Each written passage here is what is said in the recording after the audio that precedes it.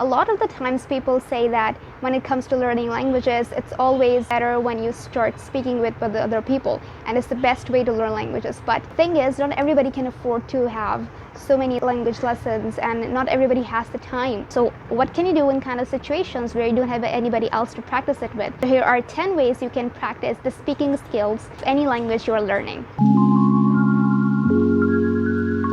Repeat everything you hear. This is one of the most easiest ways to learn any language and practice it, because when you're watching a TV show or a series or a YouTube video, you can just repeat after the person. Even if you don't understand everything that they're saying, you can still follow them. Not only this will help you out with pronunciation, but it will also better your intonation. So here's a demo of how you can do that. So of course, you might know this YouTuber, Daniel Drew. He focuses on mental clarity. I'm going to show you how I use videos to practice language skills. So we're going to turn on the subtitles. Let's go back a little bit. As he's saying, I'll be speaking alongside him like this. Record this idea of mine and put it out there, because I feel like I have a lot of ideas that I sometimes slip by and don't pay enough attention to, or don't like capture on paper or put out into the world. And that's sort of the point of this channel. It was to not let that happen so often, to latch onto these things and make them real, to put it out there and see what happens. And so it's not really formed idea necessarily, but let's see how this goes. Idea is really simple. It's almost kind of like a life philosophy that I'm trying to apply into every aspect of my life, which is to just let life surprise me. Explain videos to yourself. This one is probably one of those strategies where you will face the most difficulty, because a lot of anxiety will come to your head when you're trying to do that, because you don't know the words, you don't know the phrases, and you will stumble a lot, you will stutter a lot, you will use a lot of pauses between your speech. But this is one of the most effective ones as well, because when you explain videos to yourself, not only you are using the words and the vocabulary that is being used in the videos, but also you will be using it in situations where you have never been before. So there are two benefits to it. You'll be able to learn about any topic you want to. At the same time, you'll be able to have the vocabulary to explain it to somebody else. So the videos can be about anything. Watch the video, watch it with subtitles, and then see what the message of the video is and try to explain that message to yourself in your head, out loud. Talk about whether you agree with the message or not, and what's your opinion about it.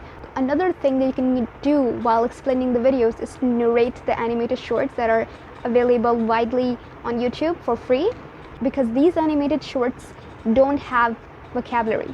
So you would be required to find out the vocabulary that is needed to narrate the whole video, whether it's even a kid walking on the street.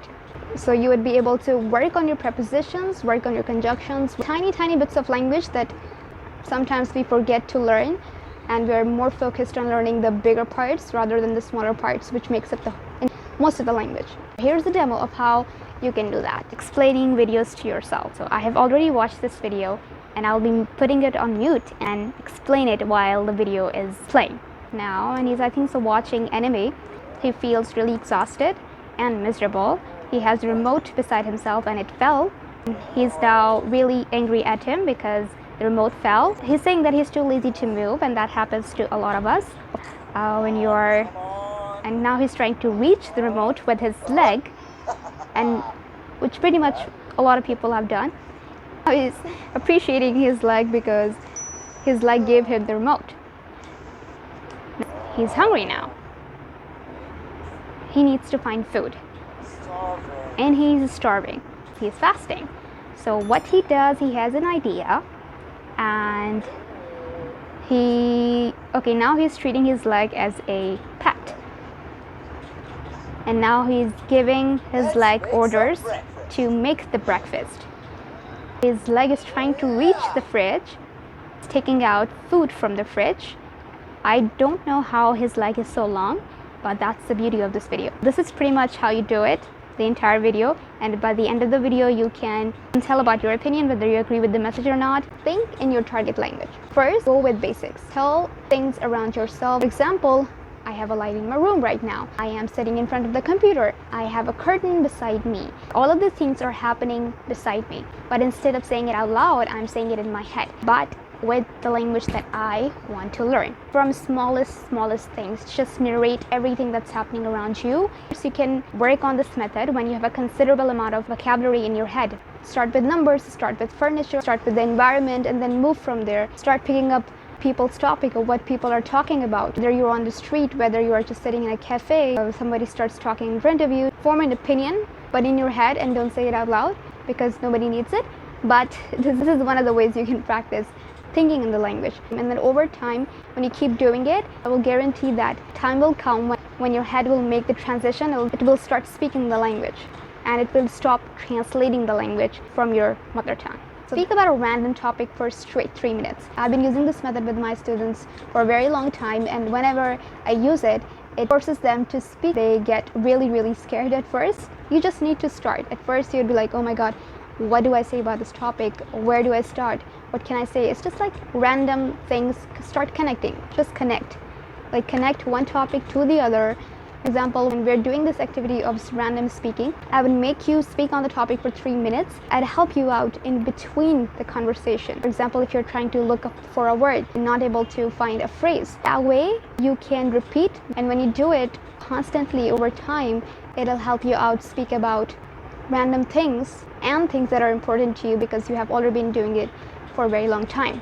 If you have a hard time speaking about any topic for 3 minutes, it feels like you don't have any much to talk about, then talk about something in your native language first and then talk about it in your target language. And then again, if you have trouble finding out to talk about, do it in your native language.